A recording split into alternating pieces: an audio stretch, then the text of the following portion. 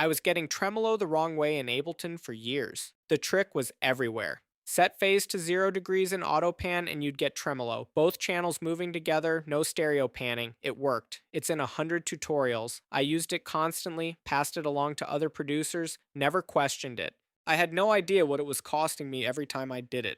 When you use the phase trick, you're still in panning mode, and harmonic and vintage only exist in tremolo mode, not in panning mode at any phase setting, only in the actual tremolo mode, which you get by hitting the toggle at the top of the device. I found this out while chasing a rolling vintage amp feel on an electric piano part, tried the phase trick, and it was technically fine, but it never sat right, felt clean when it should have felt worn. I kept adjusting the rate, swapping LFO shapes, and nothing fixed it. The problem wasn't the rate, I was in the wrong mode entirely. Here's what harmonic actually does. It splits your signal at a fixed crossover of 600 Hz and modulates the two bands in an alternating pattern. As the lows get quieter, the highs get louder. Your overall level stays steady, but the tone rolls dark to bright and back again. That's the vintage amp sound, not a volume pulse, a tonal shift. That's what electric piano and organ actually want. Vintage solves a different problem. It runs the amplitude through a nonlinear curve on top of the LFO movement. Standard tremolo can feel too precise, like a clock instead of a circuit. Vintage makes it breathe differently. Same rate, same LFO, but the shape of how the volume moves is no longer perfectly linear.